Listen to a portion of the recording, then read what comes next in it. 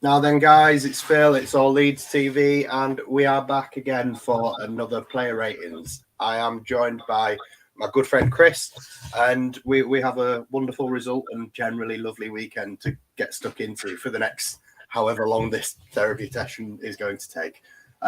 Chris, how are you feeling today, mate? How did you enjoy your weekend? Yeah, well, if you forget about football, it's been an okay weekend, but the game I thought was I don't know, obviously not too pleased with the result, but the performance was okay. But yeah, I think it's elsewhere. I think that's really put a downer on things. Yeah, I love this. The first comment we've had in tonight, we're going down. I was just saying to you before we came on air, I don't even know whether to be smug or not, because I said this weeks ago. No, I've got plenty of stuff I want to talk about, stuff that people obviously that maybe watching on telly didn't see from being in the stadium, little talking points that have come out of it, loads of different things that we've got to get into. But one thing I want to start on, Chris, and I watched Chris and Jack's post-match from after the game last night, and I agree with a hell of a lot of the things that they were both saying. And as a Leeds fan, you only want to see heart and passion and pride in the shirt. And I do think, despite the result, people can... Obviously, we're here to do player ratings. Some of these ratings may be low. I'm not going to lie. But at the same time, I still want to give credit to all the players for the heart that they showed yesterday. I didn't see a lack of effort. And no. Weirdly enough, despite losing 4-0, let's be honest, to the best team in the world, I strangely enough believe that was probably my favourite, if not the best performance under Jesse Marsch. What did you make of it from watching it on telly? Because you probably got a more suited viewpoint of actually seeing the game for what it was, rather than just being wrapped up in the mentalness of Elland Road yesterday. Yeah, absolutely. I mean, I thought the first half especially was a really good performance. I think obviously the change in lineup at the start wasn't ideal. I was quite happy with the initial team selection. I thought that was spot on. I mean, none of us predicted the lineup very well, but when I saw the plan, I was quite happy with that. Yeah. But overall, first half was great. It was.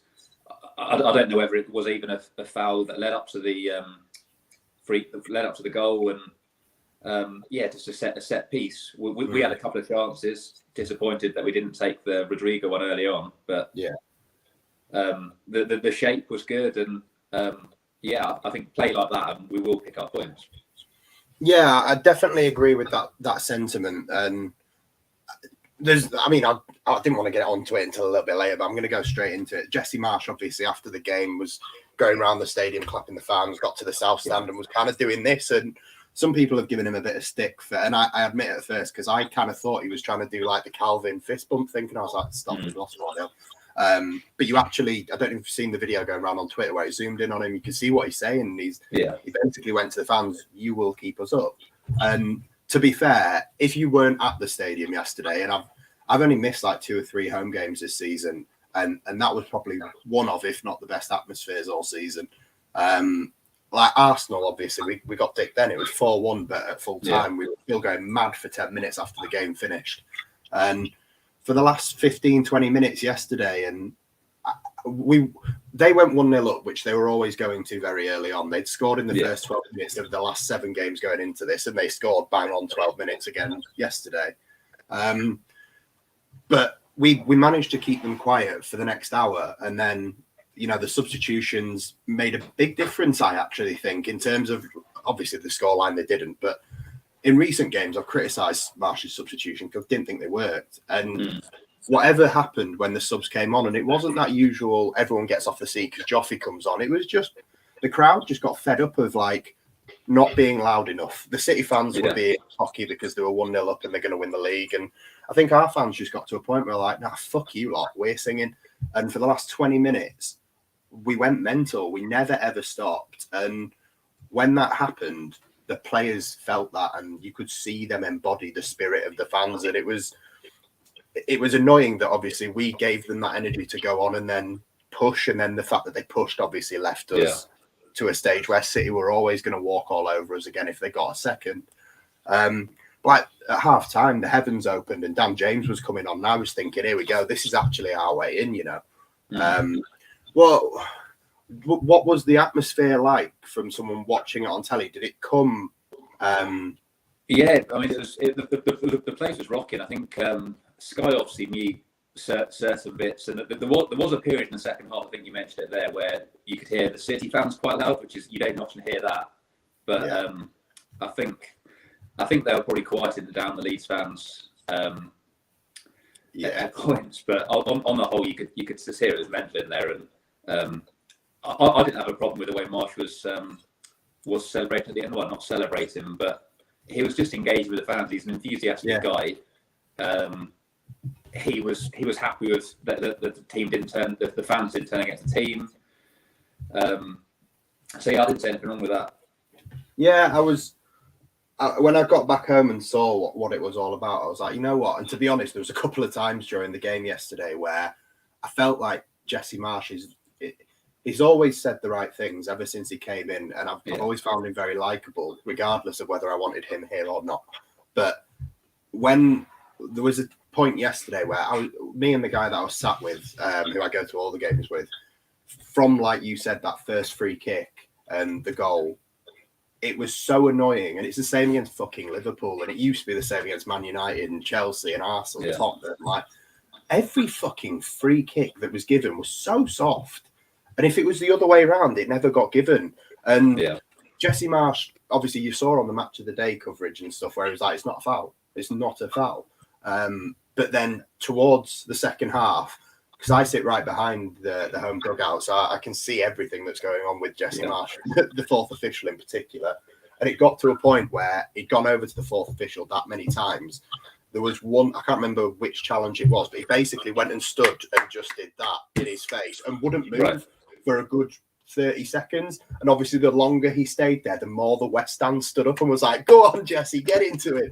But yeah, as much as I adore Marcelo Bielsa's never going to do that. And I thought Bielsa got what being Leeds was, and I didn't think anyone else would ever get it. But I appreciated that from Jesse Marsh. I think he's learning and he's understanding. And I think that atmosphere yesterday really showed him. He's always spoken about the atmosphere and the connection with the fans, but I think he's starting to truly understand what it means to be Leeds United. And we don't mind watching our team get beaten 4-0 by a brilliant side, as long as we see heart and effort.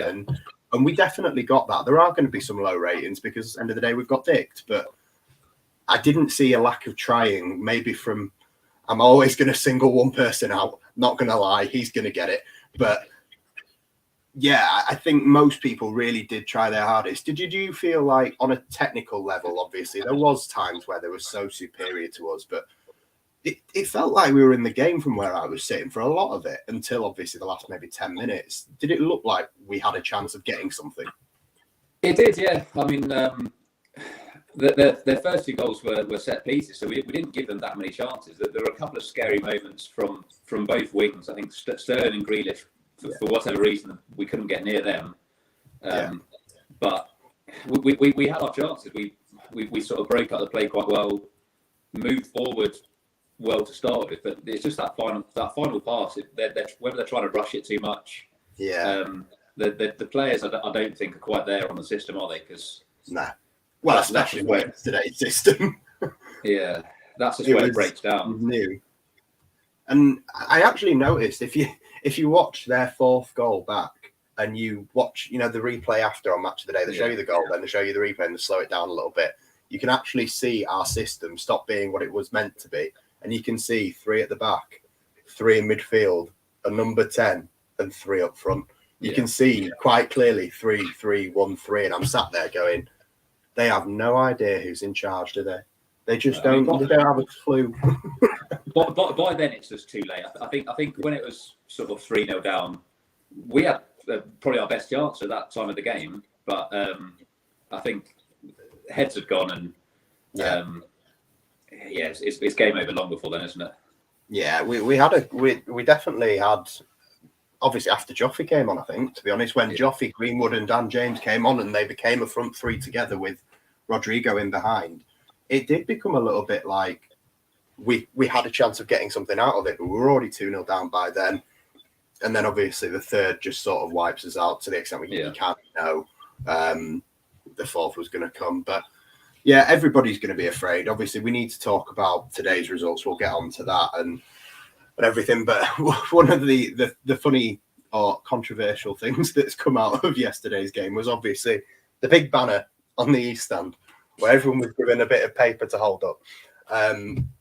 What the fuck did they expect? It was brilliant. I mean, I know we shouldn't endorse throwing things at anybody, but fucking hell, it was great to watch, especially in the second half when Grealish went over there, and every time he was even 5 yards away from the touchline, it was like watching showers just raining on one man.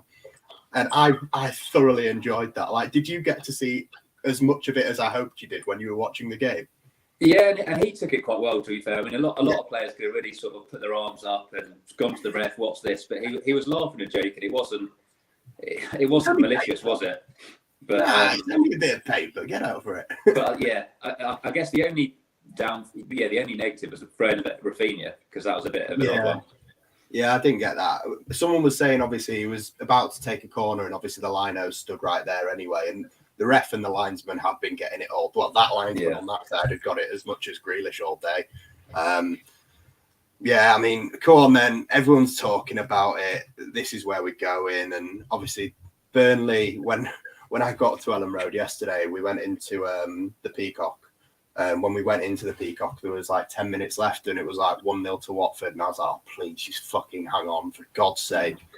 And then obviously, within 5 minutes, all fell apart. And then you get to today, end of yesterday, you were just like, look, we know what's going to happen here. But, you know, if Chelsea can just not fuck it up for us, we're okay. It should be all right. And obviously, Everton have gone and beaten them 1-0. Sorry if you were waiting to watch Match of the Day 2 to find out that result. But I imagine if you're a Leeds fan, you probably know this by now.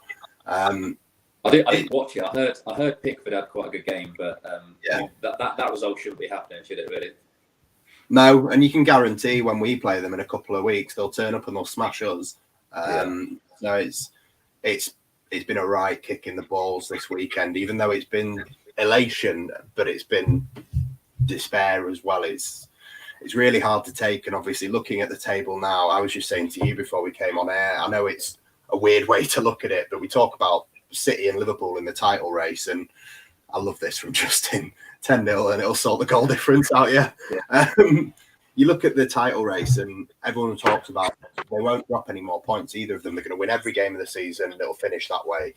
But, you know, it's a horrible way to think of things, but if you look at the table now, we can win every single game till the end of the season, and we still go down. So it's been an absolutely horrible weekend. Everyone's saying dreadful weekend. I'm really scared. I'm really worried. How nervous are you now, Chris? I am more nervous. I think last time I was on here, we were sort of going through the fixtures. I was a bit more positive, and I still think we could get to the same points as I sort of hoped back then. But you still think 40 points? I still think we can sneak 2 wins, but and I think that will be enough. But I hope so. I am nervous because there isn't an easy game. I mean, Arsenal obviously need the win, so they're going to be tough. Chelsea, I was banking on them resting players for the FA Cup, but they potentially could need some points by that point. I don't know how tight it's going to get for them, but they're definitely top 4. But I don't know. Do they want 3rd place? I don't know how tight it is. And then Brentford, Brighton, they are tough, but you've got to be winning games like that to have any chance of being in the Premier League, whatever year it is, I suppose. Yeah, absolutely. I do think we left yesterday. Obviously, I spent the day with Lad and Dad, and we had a great time. I'm going to talk more about the journey and everything later, but we were saying after the game, I think Brighton at home now is huge. If we can win Brighton at home, maybe, just maybe, we have hope. But I think a lot is riding on that game, because I still don't pin too much hope on the next 2 results. But at the same time, after yesterday's performance, I do feel more confident about facing those 2 teams than I did before yesterday, in a weird way. Most people, if you haven't seen the game, you've just seen the result. And like, my missus obviously she didn't realise it was on Sky. Could have just gone round to my brother's, but she tried to get a stream, couldn't get a stream.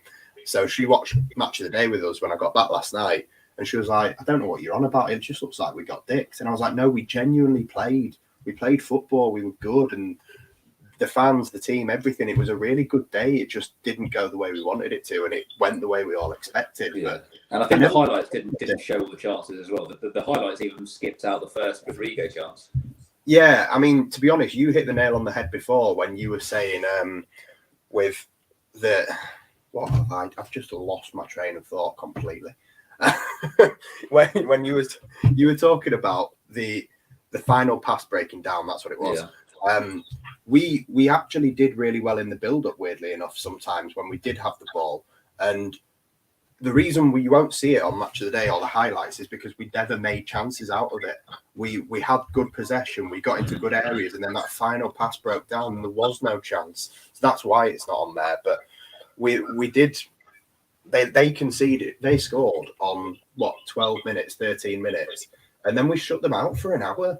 Yeah, Real Madrid couldn't fucking do that for 10 minutes. Like, we genuinely did play very well at times, and I'm hoping I know you're a really positive person anyway, so I know your ratings will hopefully reflect that. Mine, obviously, you might bring me back up like you did last time, but we'll see. We've got to remember it's City. We can't be giving 2s and 3s when we've sort of played okay against. There's no 2s and 3s. I think, to be honest, I'd like to sort of caveat everything that's going to come with numbers by saying I give everybody a 6 as a minimum, just for effort. But obviously, there's a couple more things I want to touch on before we get into the player ratings. Stuart Dallas, how gutting is that?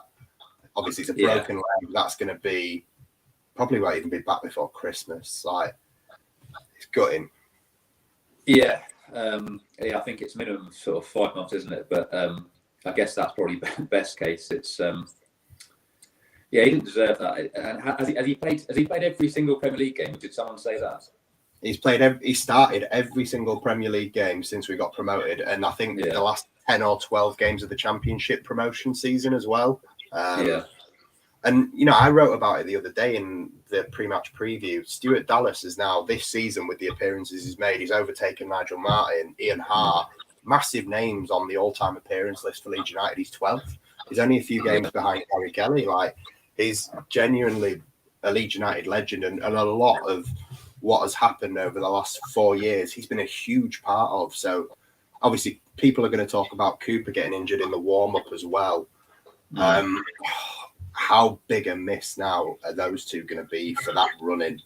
Yeah, I mean, I think Dallas is exactly the sort of player we need, because he drives the team on when needed, and he pops up with goals. I know, obviously, Man City last year, but in all sorts of games, he's always been there. Like Derby playoff, it didn't go well, but I think maybe 2 goals or something. He was one of our Man United away in the 6-2, City away last year. He's there in the game. I really worry about who we're going to be playing. Well, we know who we're playing left back now, but we are short all over the place now. Yeah. Oh, fucking hell. I said to you before we came live, let's try and make me feel better. This is therapy, and I want to be positive. Jesus Christ, I feel depressed right now. I mean, I went down to the smoking area at half time and saw him getting put in an ambulance, and we were all just applauding him away. And I was just like, at that point, I was like, oh my God. I mean, Cooper, do you reckon Cooper's going to be out for the season? Or do you reckon... I haven't heard anything about that. I'm hoping that's not serious, but and maybe they did just take a caution because they know there's bigger games to come. We were unlikely to get anything out of that, so maybe we need him in the next couple of games. But I've seen no information on it.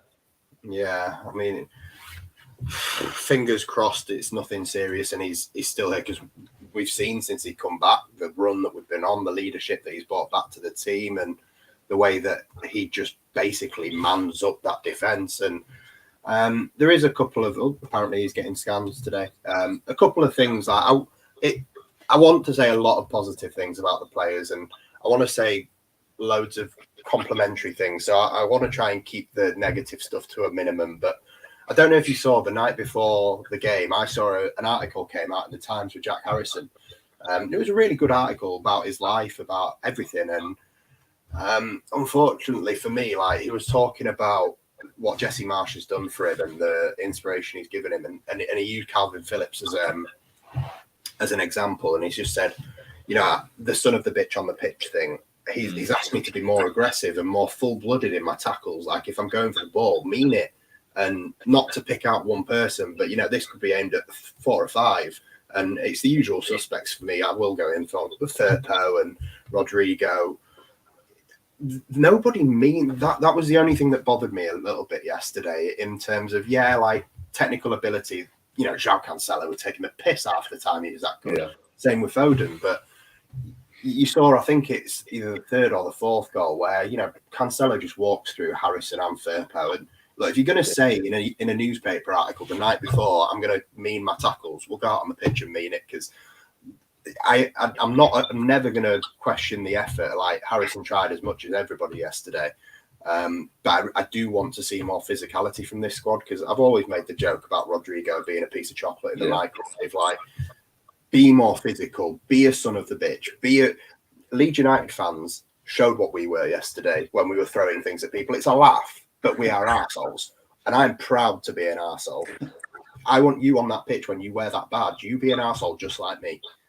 And we had that with 𝐅𝐎𝐍𝐋𝐃 and Click and Berardi at the time, and I feel like we've lost a bit of that bite. I hope Jesse puts some of that bite back into them, because did you see? I know you will say that you saw heart and effort and plenty of oomph, but do you see the lack of physicality, and does that concern you?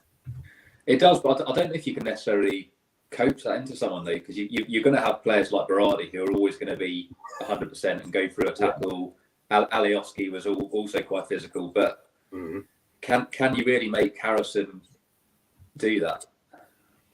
I don't know. I mean, he said in the article, like, I look at Calvin Phillips and the way that he commits himself fully to every challenge, and I want to do more of that. And it's just frustrating seeing piss weak tackles put in. Yeah. I'm not even close enough to being an amateur footballer, but I tackle better than that. Like, and I know it's City. Look, it isn't easy to try, and I probably couldn't tackle you if I tried, Chris. But like, I know it's not easy to tackle Phil Foden or João Cancelo, and you just get a free kick given against you every time you do anyway.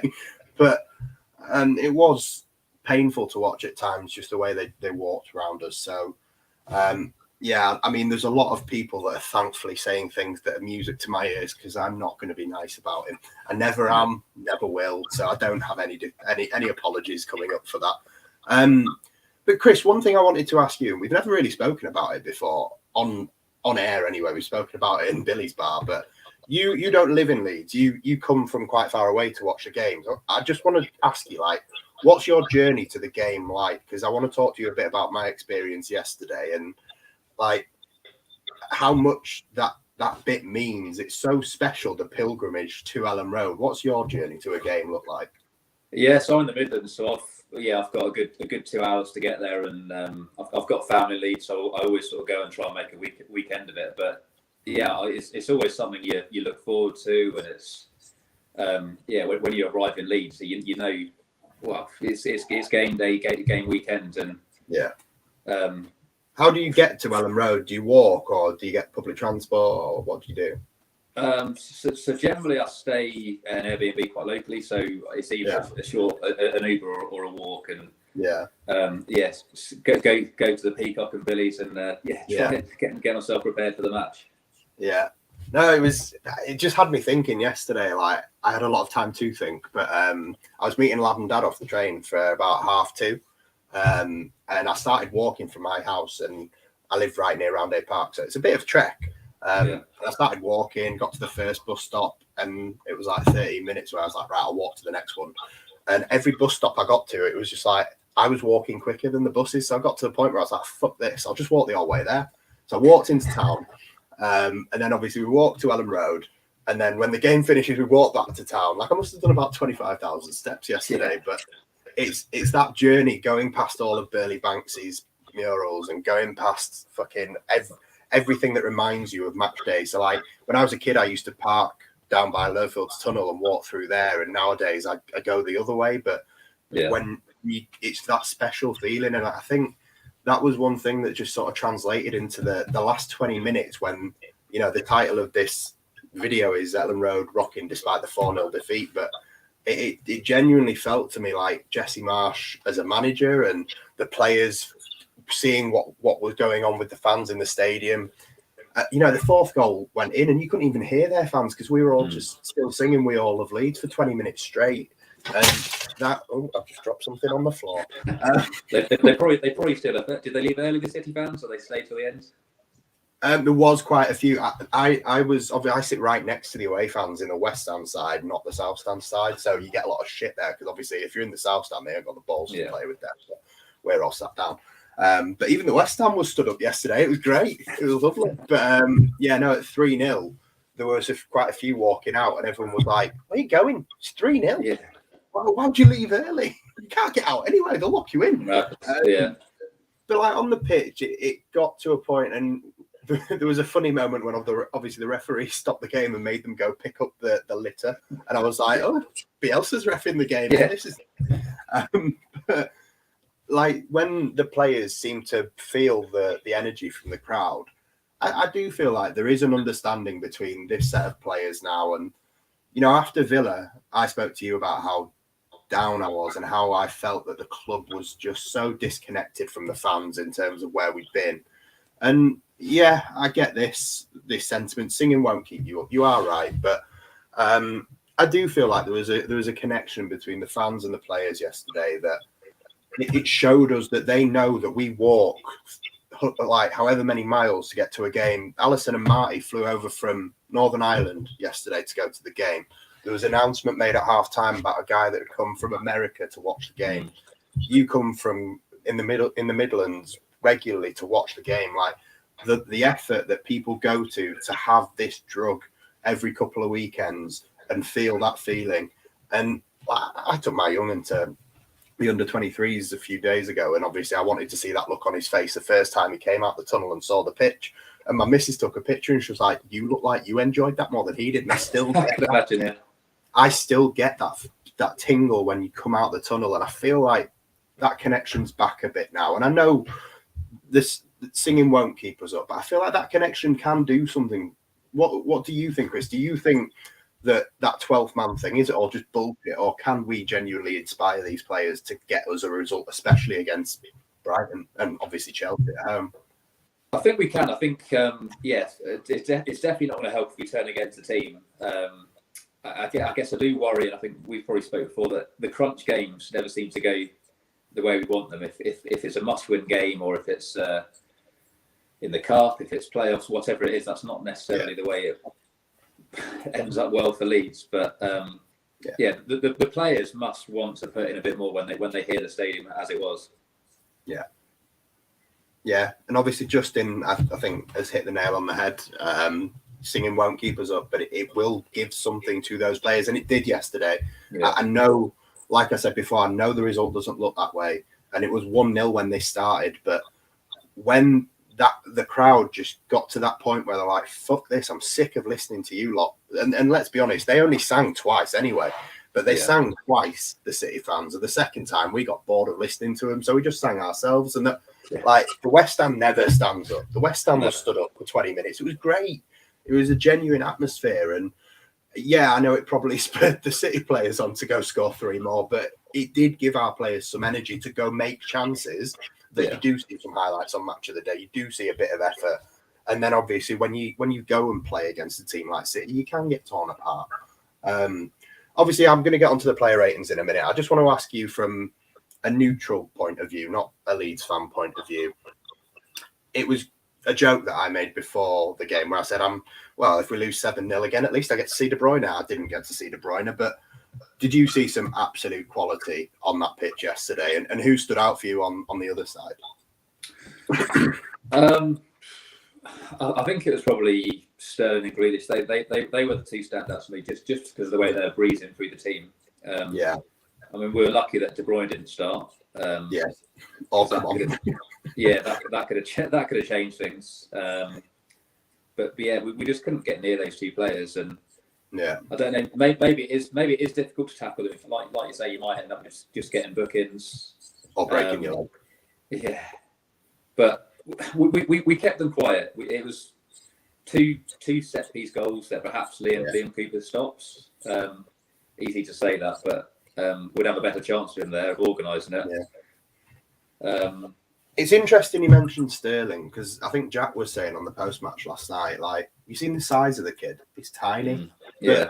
You don't see him shrugging out of challenges. You don't see him getting pushed off the ball easily. Like, he stands up to it, and that I think that's where there is a bit of a gap between, obviously, us and them. There's a gap between fucking everybody in them apart from Liverpool, but they don't just get nudged off a ball so easy. You do have to really fight to get it off them. And for me, the two that stood out, obviously Phil Foden, I just look at him and think, you are ridiculous for the age of him. And he didn't even need to do that much yesterday. He genuinely didn't. And there was some of their goals where it was similar to the Bielsa stuff, where I was a bit like, that was too easy. It was. But one player that really stood out for me yesterday was 𝐵𝐿𝐶.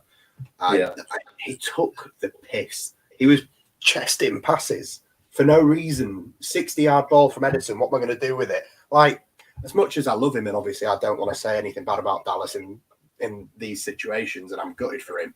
You think back to the Chelsea game. Meslier pops a 20, 30-yard ball out to Dallas. Can't control it. Chelsea score. You've got 𝐵𝐿𝐶, and it's chalk and cheese. Like, he is genuinely world-class, that guy. And they've got world-class players in every position, which you will do when everyone's a 50, 60, 70 million pound player. But, Jesse Marsh. Oh, shit. Does that count? Does that count as one of the ones for the players? It's never happened often enough to.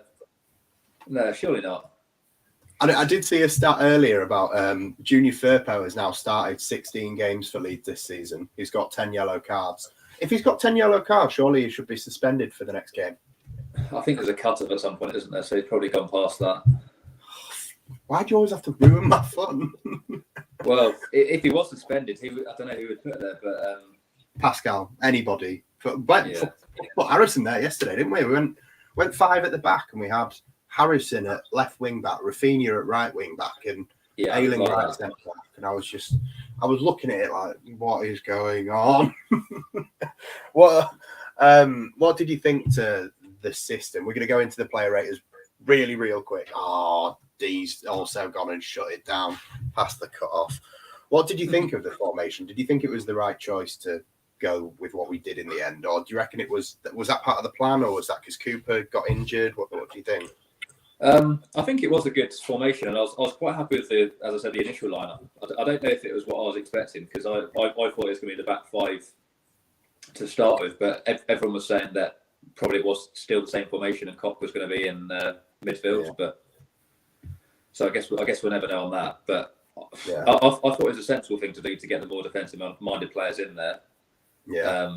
It shows, when we can't go toe-to-toe in the form we're in. So, and obviously the system, actually, I've always digged us out for the lack of strength in wide areas. I even said the weakness would be the wide areas. We had wide areas for the first time yesterday, and we made chances from them. It was good to not see the cock and balls and see some actual width and people standing near the touchline. I mean, I thought that helped. Did you? It was, we were good on the break as well. With Rodrigo, Harrison, and Rafinha. I think we had plenty of threat going forward, and I think Rafinha was good from both sides. He's on the left at sometimes, but just a shame they couldn't take the chances. I really agree with this one from Jaman. If there was a game to have Dan James up front, this was it, because the pacing behind was the only thing that we really had going for us. So I thought it actually picked us up a bit and gave us a chance. Like I said at half-time when the heavens opened and Dan James was coming on, I actually thought it was coming. Jack, I think if you haven't watched from the start, Chris has already kind of given his, and so have I, but the last two games, Brighton at home is massive now. And, some people might say they see something out of Chelsea, but it is worrying. Fingers crossed anyway. Come on, right, let's get into the player ratings, Chris. I'm going to get you to start on Meslier for me. I'm intrigued to see what you go for. So I've gone for the 6 because I thought he really didn't have a lot to do. I think especially the first half. He was. I don't know if he made a save in the first half. I don't remember him make any mistakes, and I think it'd be harsh to go much lower than that. Yeah, I've gone 5, and not for saves, nothing like that. I don't really think he can do much better with any of the goals. To be fair, I think he's done all he can, but his distribution really bothered me yesterday. To be honest, I thought it was one of his poorer games with his feet, and I don't think I'm alone in saying that. And guys, as always, if you want, get your comments in. I'll flash them up and we can discuss obviously how it helps us to see if we're being rational, to be fair. But yeah, I think Jesse Marsh was a bit annoyed with him yesterday, to be honest, from where I was sitting. I sit right behind Jesse Marsh, and every time Meslier had the ball at his feet, and there was a few times where he'd do that thing, he'd take a touch, look that way, nothing, take a touch, look that way, nothing, and just sort of dilly-dally on it, and then eventually just go short to Ayling. But the amount of times that Jesse Marsh was screaming, right, Dallas, right here, he's right open. And then in the second half, Harrison, right here, he's right open. And Meslier just pumped it straight up the pitch where there was nobody. It was just Pulis ball. It was fucking launch it. And I've been saying for the last couple of weeks, like, I don't like this system. I don't like the way we play. I don't like the fact that we can't pass the ball to each other. And in Jesse Marsh's defence, I'm sat right behind him. I can hear the shit he's saying. He's asking them to pass the ball. And his style of play isn't Tony Pulis hoofball. It's passing it up the pitch as quick as he can, but on the floor. And I don't think the players have listened yet. I think that's, to be honest, the biggest problem so far. There's been a lack of buy-in.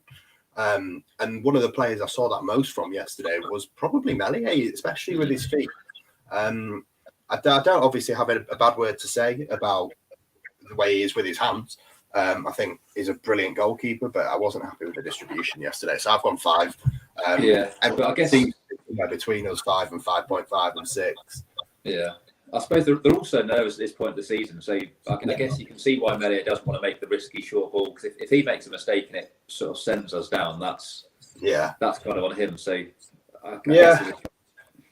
I suppose there's two sides to every story, isn't there? So you always help me see the other side, Chris. This is why I'm grateful to have you with me. So we will. I've written it in a certain order. So if it's not in position order, don't go mad like that. I've just got Ayling next. So what did you go for Luke Ayling? So I've gone 5. I didn't think it was a great game. Could have been lower because I can't remember any sort of great moments from him. He didn't seem to get near the ball. The two players that I said I thought stood out from the way I was watching it, Grealish and Sterling, he just couldn't get his foot anywhere near the ball, and they just breezed past him. 5, but it could be lower, to be honest. Yeah, I've gone same as you. I went 5, and I do agree with the notion it could be lower, especially going from Monday night and the battle with Zaha. And I mean, there's an argument that could be made there. Did he win it with Zaha? Did he lose it? I'm not really sure. But there was Zaha missed a few, didn't he? But there was a couple of battles going on last night between him and mainly Grealish, and a little bit with Sterling, but with Grealish in particular, it was a bit embarrassing. Like Zaha, you could make a case, he did all right, but no, Grealish just absolutely rinsed him time after time after time yesterday. And it was bad. There was one dodgy cross from Firpo's side where he swoops in and clears it over the bar, which, again, I'm not going to sit here and say Luke Ayling didn't try yesterday. Every single one of them players tried, bar one. But everybody gave it their all. Like, I'm not sitting here being mad at this is exactly what I'm going for. The man tried his best, but when it comes to technical ability up against, João Cancelo's his opposite number at right back there, you look at the difference, and worlds apart. Levels is the word that everyone's using, and it's levels. I've then gone Robin Koch. What have you given for Koch? So I was kind of debating through the game who was the better out of Koch and Stroud, but I've gone for a 6. I thought he was better than Ayling, a bit more composed. Yeah. Maybe at fault for one of the goals. I don't know who was to blame, but he was sort of ball watching a bit. Yeah, you mean the first goal from the set? I think the first one. Yeah. Oh yeah, Rodri was his man. And then he just slips behind Robin Koch and then ends up going for the ball with Calvin, but it's actually his man in the first place, Koch. So, it was Koch. But but neither of the centre backs were great. I think at the set pieces, I thought they were both okay during the game and made some good blocks. But maybe he's not played centre back that often recently, so maybe that doesn't help. No, I've been moved around quite a bit, hasn't he? So, what did you say you gave him, a 6? I've got the 6. Yeah, I'm intrigued. Just before I give you my rating, did you go higher for Pascal, or did you think Koch was the better of the two? I've gone the same, but I think Koch was the worst of the two. Right. Okay. Yeah, I agree.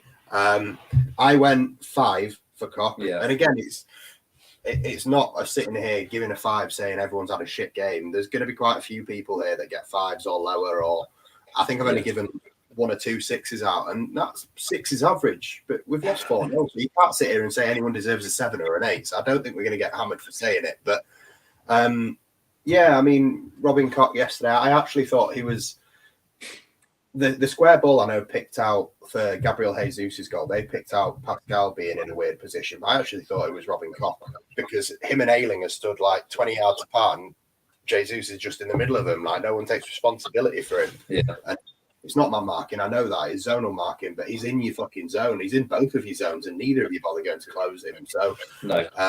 And that goal was a piece of piss. It was one of the old walk right through the middle of Leeds United and get a goal. And yeah, I thought he was at fault for a couple of the goals, Robin Koch. So I gave him a 5, and I went 5.5 for Pascal Struijk. I think there was one really good block where Sterling was clean through, and I didn't expect it to end up. I thought it was going to be a goal, and Struijk gets back, gets in front of it, great block, and then gets up and clears away the danger. I was at times. Obviously, people will say Fernandinho's goal, Struijk just basically passes it to him and he twats it in the back of the net. I thought if anyone showed a bit of battle and a bit of steel, and you know, his confidence has been low lately, Pascal. So I thought it was a better performance from him. What did you give for Pascal? It was 6, so both the same, but maybe I should have gone for a 6.5 because he was slightly better. I remember the chance you talked about. There were a few times where City managed to sort of cut inside and it looked like goals, but a couple of key crucial blocks. And I think he had to do quite a lot of covering for Firpo as well, I thought, in the first half because he was booked so early on. We will definitely get there, don't worry. He wasn't quite the threat from set pieces for us, but he also wasn't really as dominant in the air as I would have liked him to be in our own box. If I am going to say anything bad about Pascal Struijk yesterday, that would be it. In that we've conceded from 2 corners, and he is the one actually stood right on Ake when he taps it into the net. So, and D has just reiterated needs to toughen up. I think a few of our players do, and definitely gave us all. I've got Stewart Dallas next. What did you go for, Stewie? So I've gone for 6 here. There's not a lot of variety in the ratings here, but I thought he had an okay game. He was committed throughout, obviously, until he got injured. And there was a stat that I think he made like 5 fouls in the first half, so maybe he wasn't timing it brilliantly. But I thought unlucky for the first one. I didn't think it was a foul leading up to the first goal. And I thought he was okay. I'd like to see him stay on the pitch for the full game because he was doing okay. I think at this point he's completed the 3rd most tackles in the Premier League this season. There's only 2 players above him, and they play for Brentford and Aston Villa, which, you know, similar positions in the table to us. Maybe not that similar, but you can see why. And obviously massive part of everything we do and has been for a long time. So I mean, a couple of people were saying with the injury, they thought that Grealish should have been sent off. And I was like, I was right in front of it. Dallas is late. He's caught Grealish, and he's just unlucky that his foot's planted in the floor when it happened. But I gave him 5.5. And again, that is not me digging anyone out. I don't think I gave too many people anything higher. But definitely can't fault the effort of Stuart Dallas. I thought similar to Ayling, like on his side, it wasn't quite as bad, but still got beaten quite a few times. And look, he did, quality between him, like he was getting dribbled past quite a bit. But I thought he was definitely one of the more positive ones. And when you talk about that lack of physicality, he's not someone that struggles with that. He will put himself about. So that will be a big miss, him and Cooper, for that physicality. is going to be a massive, massive loss.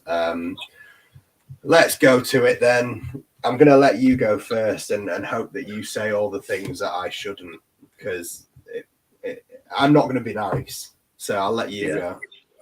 Yeah, I mean, I guess I've always been trying to be sort of patient with him, because there must be a reason we got him, and yeah, technically he might be very good, but I just think he can't. Did he get booked after like 6 minutes? It was ridiculous. It was so early on. He loses his man all the time, and yeah, and then Blazer shot over the bar as well when he could have passed or hit the target. Yeah, I can't see how he turns it around, to be honest. I've gone 4 again. Could be lower. I've been nice. I've gone higher than you. I'm going down. I went 4.5 because that was the lowest I was going to go for anyone. But seeing as you've said it first, I can go 4. Everything that I'm going to say. The early booking's ridiculous. I didn't see it close because obviously it was a long way away from me. Was it a blatant yellow? Did he deserve to get booked? I think it was. I mean, it's not malicious, but he just dragged him back. He just I think it was Sterling just completely lost him and just pulled him back. But you did get booked for that, and it wasn't sort of edge of the box. He didn't need to take him down. But I just thought it was so careless so early on, because how are you going to last the rest of the game against City? Not like him at all. Mate, it's same against Tottenham. Same against. I could list literally 9 other games where it's within the first 10 minutes, or when he's come on as a sub within the first 30 seconds of coming on as a sub. I absolutely hate him, and I have no problem saying that live on air, knowing that it might be clipped up and shown to him. I don't like him. I don't want him at this club. I actually would happily put him in my car, drive it off a cliff, let alone drive it to another club. He doesn't belong in a Leeds shirt. He doesn't belong with that badge on his chest because he doesn't give a fuck. And I will say that everyone tried yesterday, bar one man. That's not trying. That isn't giving a shit. That isn't feeling what the fans pay their good money to go and see you get fucking 70 grand a week for, pal. And it's the same every fucking game. And I genuinely, 60 grand a week. I hate him. Genuinely hate him. The only good thing I can think of at the moment, if we do get relegated, him, Llorente and Rodrigo, they're all fucking off. I can't wait. That's the good thing. But I don't like him. And it was a piece of piss to walk past him yesterday. Like, you've got the first foul. Oh, sorry, there's a quick question. Yeah, to be honest, if that's what it took, yeah, why not? Honestly, you saw with the Dallas foul for the free kick that obviously leads to their first goal. I don't think it is a foul. I think it's a fair tackle.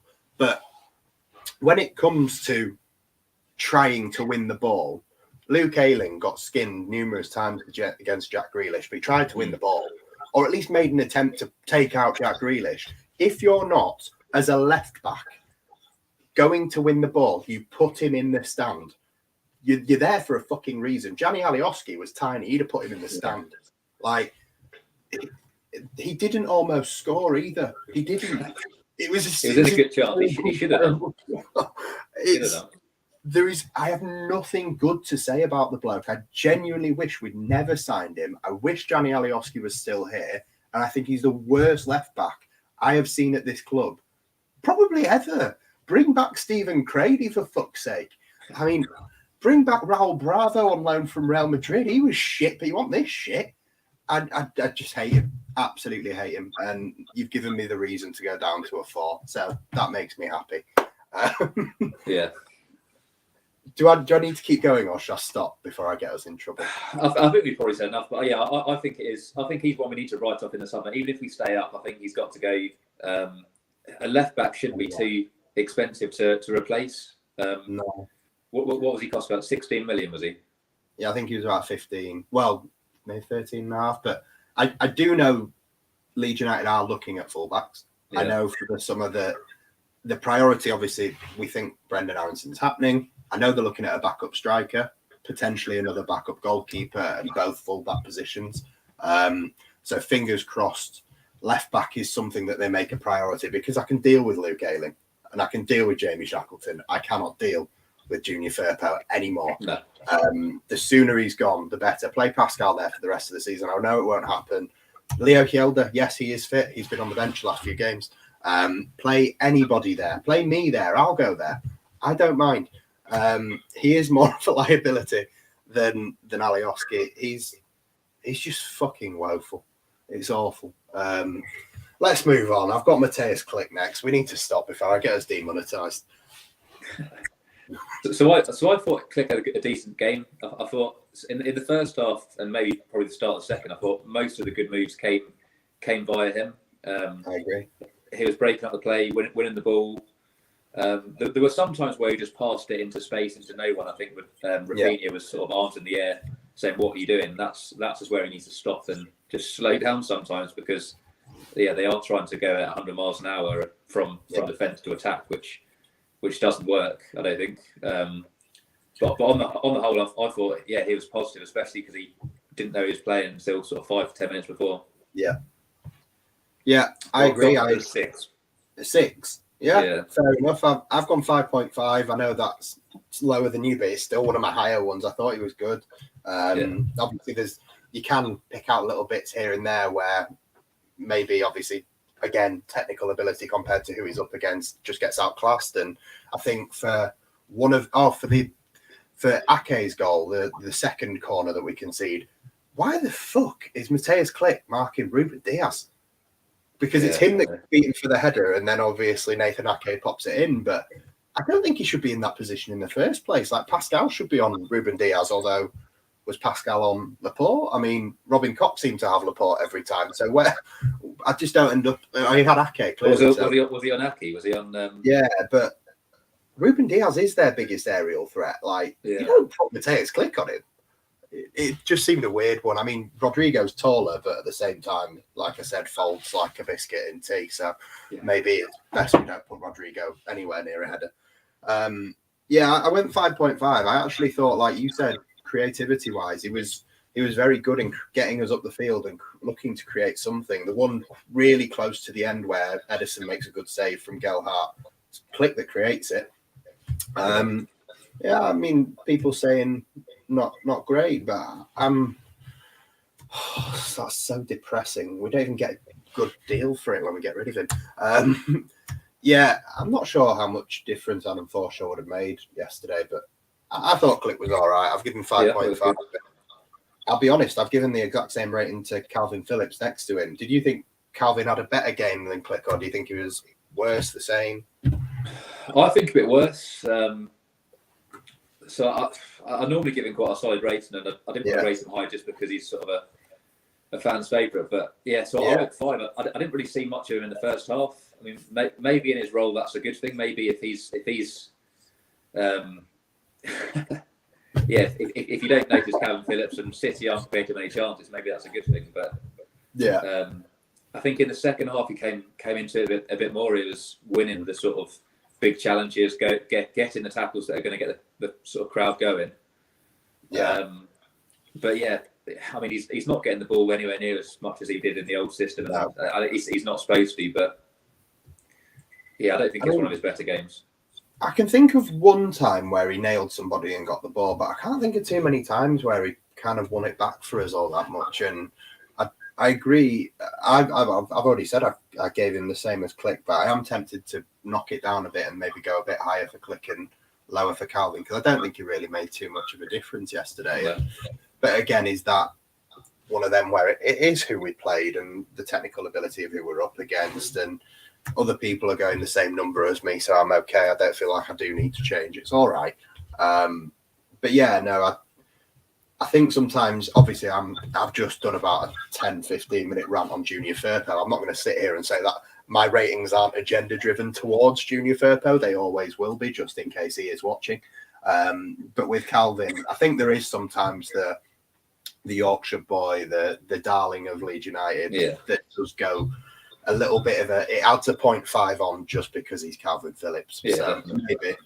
I mean, Matt picking him out for the first goal. I still think that it's Robin Koch that loses his man, but it is obviously Rodri behind Kalvin, and Kalvin just basically gets out jumped. So I think 4.5 maybe harsh, but who am I to call anyone else harsh? It would be a pot kettle black, wouldn't it?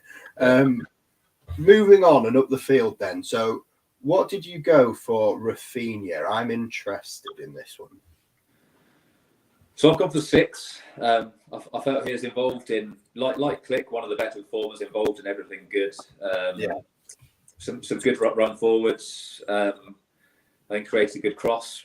He made a good run for the, I suppose, initial Rodrigo chance. He had a shot which maybe he should have passed. I can't remember at what stage in the game, but there was 𝐃𝐿𝐻𝐃 and someone else sort of wide open. Yeah. So I think he made a bit of a bad choice there, but he was created, and I guess he didn't get the goal or assist, but he was doing everything we'd kind of expect from him, I thought, given who he's up against. I know this is probably a bit of a daft sentence to say, but the chance that you're talking about where he probably could have passed it to Rodrigo, it is very similar to the goal that he scored away at Norwich, where he drags it in, puts one on his arse, and then would have scored. So I don't blame him for shooting there, because based on what happened earlier in the game, I wouldn't have passed to Rodrigo either. He could have passed to 𝐃𝐿𝐻𝐃 though. I think 𝐃𝐿𝐻𝐃 was there as well, but maybe 𝐃𝐿𝐻𝐃 didn't quite make the right run. But I think Rodrigo was the one that was in the position for a tap in, so that's where the argument could come in. He could give it to him, but I think on the balance of who's more likely to score from where, I thought Rafinha from where he was the most likely. And obviously, is it Diaz or Laporte that makes the block, and they're all celebrating on the floor and fist pumping each other? If I fuck off. Yeah, I suppose it is. Fair play. So they did do well. But yeah, can't really blame him. But yeah, 6 is what I went for. Yeah. Hello, Alison and Marty. You've missed it. We've already spoken about you. I was talking about your dedication to go all the way from there to watch that. But I hope you had a good time anyway. I'm sorry I didn't get to see you. Back on Rafinha, I've given him a 6, and I'm going to save asking you who your man of the match was to the end, but obviously, spoiler alert, the highest I've given anyone is 6. So I'm debating, do I give it Rafinha or the other person? But I think it's a hard one to pick a man of the match out of, but I was happy with Rafinha. I think if we were going to get anything, it was going to come from him, whether it was a goal from him or something created by him. Obviously, 𝐾𝐿𝐶 does get the assist technically if that 𝐃𝐿𝐻𝐃 chance goes in at the end, but to dink it over to 𝐾𝐿𝐶 in the first place is a great ball from Rafinha, getting us up the pitch all the time, especially when Dan James and Joe 𝐃𝐿𝐻𝐃 came on too. I felt like they were the three of them in tandem with Greenwood as well. They all seem to have the same mentality, and they seem to connect really well, which is something that has been lacking completely. But again, I suppose one of the things that I could see maybe people are knocking him down for is where in the final third it did just seem to all break down, and when it broke down, it was often maybe either Rodrigo or Rafinha trying a speculative ball that just didn't come off. And then in the way when we get onto 𝐃𝐿𝐻𝐃 and Dan James, that late chance where Dan James goes around the keeper, that was the first time we went forward and the passes worked, the passes stuck, and it was the right ball. But other than that, they never work. So maybe that's why I could see Rafinha get a lower mark. But out of everyone we've gone through so far, he's the only person I've given a 6. So that's what I thought of it. What did you make of? I'll save Rodrigo for last. Go to Jack Harrison next.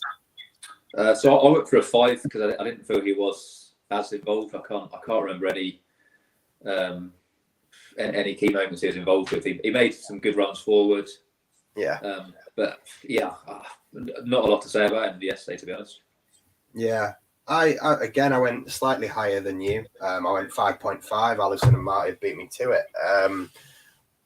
The only thing I said before was about the physicality, and when you do an interview like that the night before a game and then to not have the physicality you just said you were going to have, he was the one that was obviously had Cancelo running at him most often, and the one that got ran past the most times, I imagine, for me.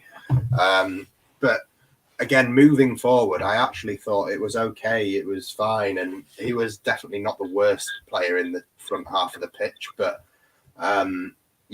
quiet one, and we can say the same thing about quite a few of the players yesterday, but that decision making in the final third is the reason we didn't score. And it's a criticism too often aimed at Jack Harrison, but it is right. I'd like to see Jesse Marsch work a little bit on just making that right call on the ball. You can do all the son of the bitch on the pitch stuff, whether or not that is something that you can be trained, like you questioned before, but definitely getting him to a point where he makes the right decision when he's on the ball in wide areas or inverted areas, just making that right pass. Rodrigo is one person that, from being in the stadium yesterday, seemed to get most of the frustration. Because I felt like most of the times when things broke down, it was Rodrigo. What did it come out as on TV, and what I'm intrigued to see what you've given for Rodrigo. Yeah, I've gone for a 5. I didn't feel he had a great game either, and yeah, I can't really forgive him for the first opportunity, because that would have been a perfect chance to just get the team going. It just fell to the wrong man, I suppose.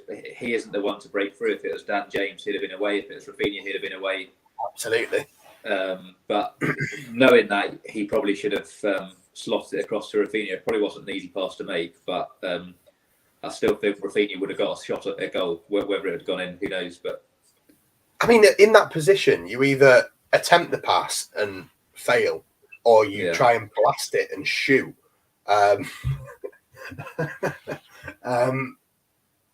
No comment. I've calmed down slightly on Rodrigo. I'm not there anymore. I don't hate him. I hate Firpo. I used to hate Rodrigo. I can see some sort of effort, although I'm still not a fan. I'll put it that way. So what did you give him? You gave him 5. Yeah, I went the same. I thought he was definitely the worst, other than Firpo, of the outfield players, especially those further up the pitch. By the looks of things, a lot of people going lower. When it comes to what we need in general, Patrick Bamford and the way he holds up the ball and is a bit of a physical presence and a general nuisance with the way he presses up front is ideally the best striker we can have. So if we get him fit, great. But there was a comment earlier where we said about Dan James being up front never worked. But if there was ever a game for him to be up front, it was probably yesterday. And Rodrigo, for me, I think he's become a 10. And then to be playing in a 9 where he doesn't hold the ball up, he doesn't press, his passing shit, and his decision making doesn't seem to work either. I mean, his passing is probably better in normal circumstances, another game, but generally speaking, wasn't a good day for him yesterday, and he was getting most of the frustration from the people around me in just being the man that it always broke down with. And obviously that first chance, like you just said, played well as a 10 recently, I know, I agree. But yeah, like you just said, I was begging for that to be Dan James or Rafinha running through, and maybe you get something. Yeah. But for it, it's the way when you run through, like I just said, if you have a shot and Edison saves it, maybe we get a corner. All right, we all clap you. You put the yards in, blah blah blah. Or if you square it, but say for example it doesn't reach Rafinha, but to do neither, and it just looks so pathetic, is not what you pay 30 million quid for and 100 grand a week for. So I've tried to stop using that stick to beat him with, but it's always behind me, ready to pull out whenever something shit like that happens. And you do expect more for that. But I suppose when you look at Man City's players and you call them 50, 60, 70 million pound players, maybe Rodrigo is worth 30. I mean, I don't think it's been a failed signing, but he hasn't lived up to what we hoped for 30 million. No, and Jamal, we are definitely doing a rating on Jesse Marsch. I'm also going to ask Chris for a rating on the fans. So when we get to that, guys, I want your comments on those because mine are going to be good for both. I'll be surprised if there is any backlash on that. I hope not. So yeah, that's the first 11 completed. We'll come to the substitutes. Dan James obviously came on just before half-time, but basically half-time for Dallas when that injury happened. What did you give for Dan James? So I got for a 6. Is there anyone who didn't give a 6 apart from Firpo? There's a couple of 5s in there, and I might, could still be a 7 in there. But have you had any 0.5s? I think I did. Yeah, there was some. I'm sure I went 5.5 for one of the back four. Yeah, Calvin, you went. Yeah, you need more 0.5s on this show. You know that. I know. I'll bring it back next time. But no, I thought he did okay. Like his pace was helping to get him behind a few times. Probably should have scored at the end. But yeah, just took it too far on the keeper, I guess. Yeah. Well, to be honest, I think it is Cancelo that gets back and just gets in the way of it, just nods it off the line. It was going in, and it did well. I mean, I was happy with him. I was disappointed actually that I didn't see him fucking nail someone like he normally does. I'll sit here and get annoyed about Junior Firpo getting booked every game because his is pointless. But Dan James getting booked every game, well, I love that. I'm a big fan. I genuinely am. My missus loves him. He's her new darling after Alioski's departure. But I love Dan James. I think he's brilliant. I like, and you talk about effort and energy and putting pride into the shirt. I think the boy cares. There was very little threat from him, to be honest, other than that one chance. But it was nice to see when, like I said before, the passes were breaking down every time you got in that final third. And then you get Joffy and Dan James on, and it doesn't break down. It clicks. We make chances. And I think when that shot gets blocked off the line, Greenwood has one blocked as well. Joffy has one blocked as well. And in the space of 30 seconds, just with our 3 substitutes, we actually showed a bit of something that had been lacking, especially in the first half, while we just sort of tried to contain. And obviously, like I said before, about when you try and contain, you can keep the score down, but when you try and play them, you do end up conceding 3. So it's the better of 2 evils, I suppose, whichever one you like and prefer. But I preferred the Bielsa-iness of, fine, it's 1-0, we're losing 1-0. Let's go try win the game. And if we lose 4-0, well, we're going to lose anyway. You get 0 points for losing 1-0 or 7-0, so it makes no fucking difference to me. The goal difference, let's get down on goal difference, yeah. Yeah, well, I've already said that's where I think it's going. But yeah, 5.5 is what I gave for Dan James. So I'm going to ask before I give you the next person, if you did give a man of the match, was it Joe Gelhardt? No, I think if he'd have scored, maybe it would have been. But I'd probably say Click. To be honest, right. on the balance of it, I just thought he was creating most of the chances. I felt. But Joffy, 6 or 6.5. I said a lot of 6s, but he did create chances. He could have had one himself. That he was unlucky with the keeper, saved it at the end. He had a bit of composure when he put James through. He didn't just turn and kick it. He actually thought about what he was going to do, and then decided to drive at them. And he just needs more minutes, doesn't he? He's not had enough time on the pitch. Yeah, I mean, would you start him, or do you think he's better as an impact sub? What would you genuinely just go fuck it, put him in? I think we're at a point where we do need to start him now.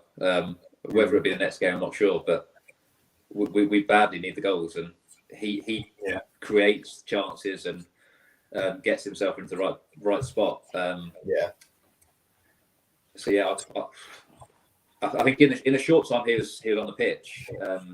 There were 3 opportunities where I felt we could have got goals from. So yeah, I think the 3 of them generally. I mean, like I said right at the beginning of the show, the substitutions at the moment under Jesse Marsh and, to be honest, under Bielsa all season, I've criticised. I haven't enjoyed the substitutions. I think they've been the wrong choices, and they've often taken away any threat that we did have and just made us look shit. But I thought the 3 changes yesterday really lifted us, and they gave us the only bit of attacking threat we had all game.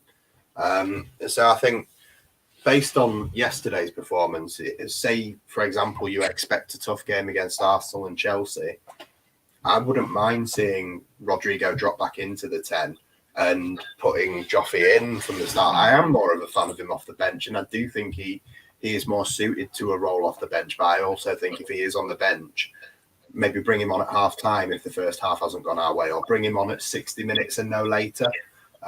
Ideally, don't wait until the last 20 minutes, but again, it depends on how you plan to go against the bigger sides, and do you want to do the Bielsa thing of you try and fully go at them and then you get punished, or do you want to sit and contain and take our chances on the counter? And to be honest, I think with the stuff on the counter, it makes more sense to do a little bit of the Dan James thing, which was before Joffy came on, Rafinha on one side, Harrison on the other, and James up front. So as much as I'm not the biggest fan of that system and those players in those positions, I think perhaps against these teams I would stick like that, and then I'd have Joffy on the bench. But I can't disagree with anyone calling for him to start, because he's definitely earned it.